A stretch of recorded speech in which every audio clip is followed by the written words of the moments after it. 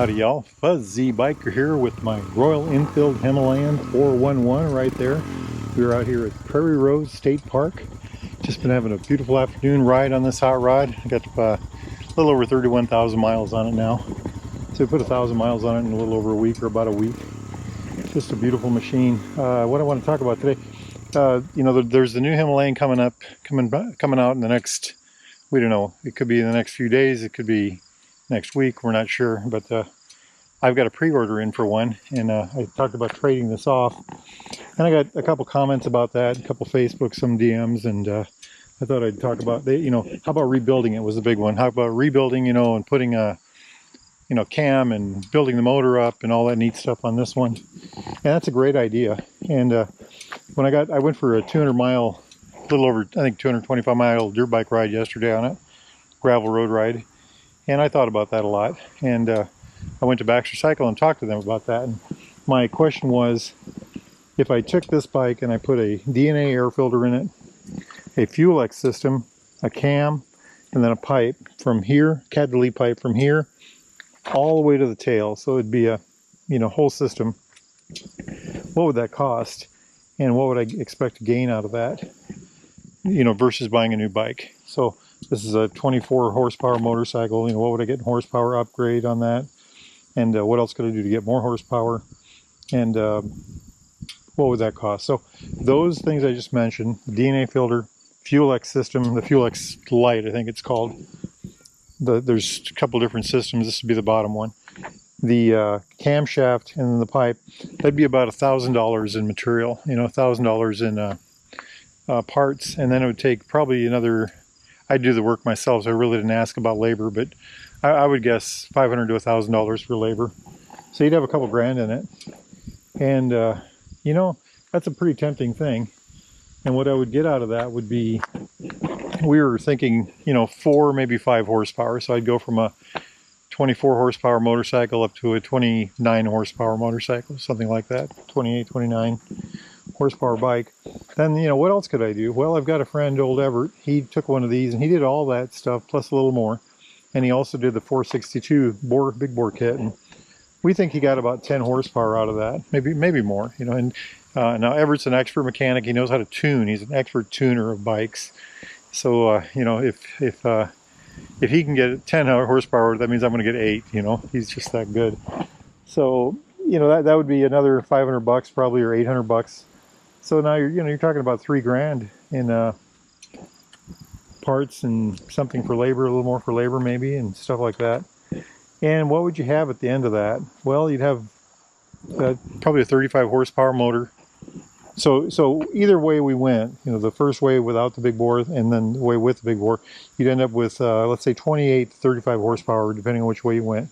And you'd be running that through a clutch that was designed for a 24 horsepower motor with 24 foot-pounds of torque or 32 newton meters. So you'd have loads of extra power running through a system that was designed for a lower power system. So you can upgrade the clutch. You'd want to do that. The upgrade kit, I think they said it was, I can't remember, I think it was $50 or $75 plus labor. So another couple $100, let's say. So now you've got well over $300 or $2,000 to $3,000 plus in it. And what you would have is using this particular motorcycle that has 31,000 miles on it, it's 3 years old. I would have a 3-year-old motorcycle with 31,000 miles on it, making more power, running through a system that was designed, system, drivetrain, all that was designed for a 24 horsepower system. Everything is wore out. Well, it's not wore out, but it's 31,000 miles, so it's closer to wore out. At some point the steering neck would need rebuild. The fuel pumps on things like this, and again, new tires, all that neat stuff. Swing arm, all that, does the shock will the shock wear out at some point? Bushings, this is a dirt bike, so it does a lot of dirt. So there's a lot of little things that can go, they get a little more abuse than a street bike does. Actually, a lot more abuse, especially the way I ride it. So, is it worth doing that versus taking a trade, or just outright buying a brand new Himalayan 452 You know, well, what would you get then? Well, you'd get, I got it right here, you'd get better suspension, better brakes. You'd get the 320 disc on the front versus the 300 that this has. You'd have a better suspension. I think this is a 41 millimeter tube system. I think that one's a 43 millimeter tube system with an upside down fork. So you have a little less mass on the wheel. You would have more suspension travel on the rear.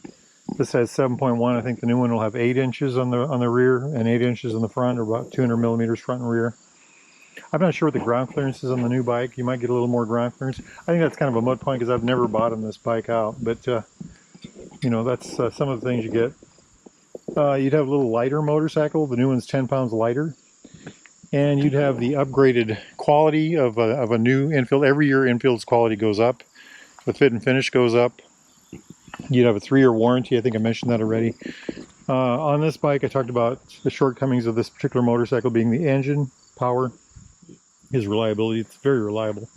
And then this dash unit, you know, this 1980s era. Can you hear that? It's rattling inside. So that big piece of plastic has all kinds of mechanical parts in there, and you know, it's gotten dust inside over the years. And so, you know, the new one has that TFT. I think it's a TFT anyway. So that would be a big advantage, you know, over something like this. So you'd have better components, higher quality, higher build quality, you know, upgraded fit and finish. You know, nothing would be wore out, nothing would be old, and you would have 40 horsepower versus this whatever you could get out of this, you know, 28 to 35 horsepower with a rebuild. And then throw on top of that this little idea. If you buy a new 452 with a 40 horsepower engine, you can always build that engine. You know, if 40 horsepower isn't enough, you can always bump that one up to 45 or 50 or whatever, you know, whatever you can get out of it, because you'd have a platform, liquid cooled platform that was, you know, might be able to give you that. Where this, you know, if we build this, we are maxing out what is possible with this bike. I would think anyway. You know, it would be so what would you get if you kept it? You'd get the nostalgia of the old bike, which is really important to me. This bike is my good friend, you know, and it's pretty hard for me to think about trading this off. But so you get the nostalgia of the old bike, you get the ruggedness of the air-cooled engine. You know, this thing is tough. I mean, I have done a lot. If you guys saw some of the roads, rutted roads that I bounced this thing up and down, and the things I've done with this bike, you would be totally sold on Royal Enfield. Just to throw that out there, when I got into Royal Enfield with this bike, I had been looking at the brand. I was impressed with it. I'd seen the Itchy Boots videos. You know, you know, what she did with hers. There was a guy, he bought one new and he drove it to Alaska, and he was a really good photographer. I can't think of his channel anymore, but he really impressed me because of what he was able to do and see with his bike. You know, it showed how capable the motorcycle was. So, you know, you'd be able, if you rebuild this, you'd be able to keep that. And that actually sounds pretty good to me. There is another way to do it though, and this is also a very pleasing idea to me.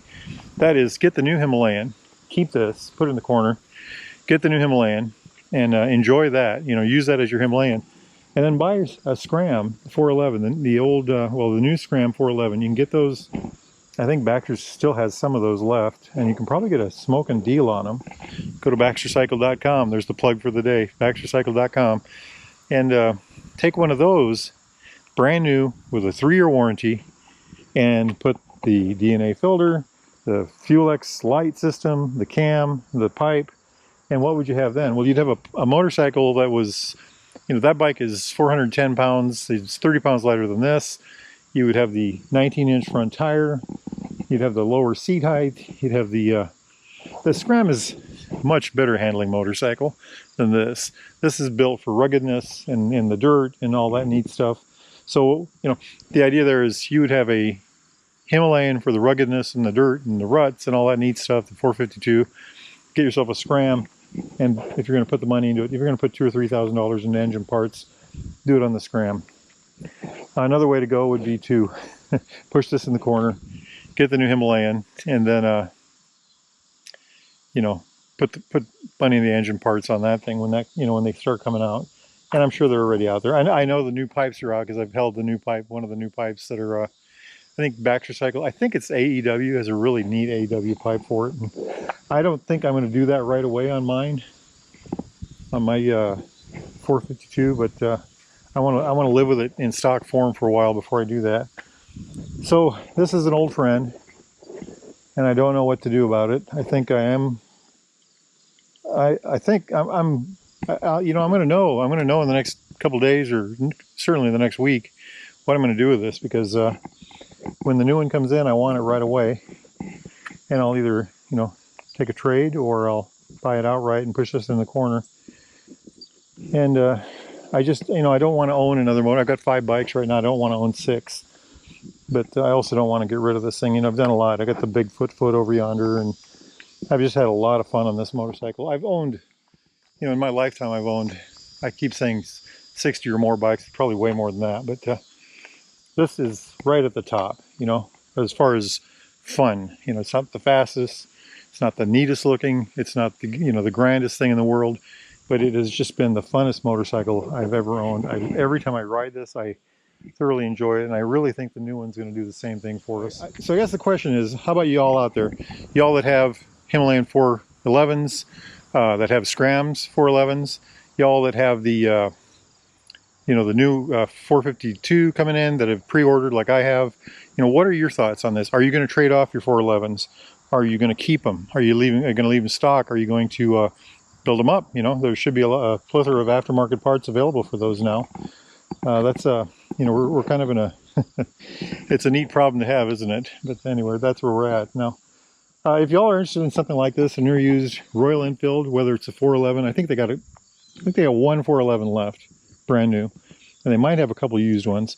Or if you would like the new 452 Himalayan air liquid cooled one, or if you need any other Royal Enfield, new or used, Triumph, British bike of any type, parts, accessories, thingamajigs, doodads, gloves, boots, jackets like the one I'm not wearing today, or how about a sweatshirt like this one, get yourself over to Baxter Cycle in the mighty mini-tropolis of Marnie, Iowa, or go to baxtercycle.com. Make sure you tell those fine folks at Buzzy Biker sent you. And you know what I'm going to do? I'm going to hop on that wonderful motorcycle right there, and I'm going to go for a ride. Y'all do the same if you can. Life is good. Wahoo! Yippee-yi-yay! Yippee-yi-yo! Down the road we go!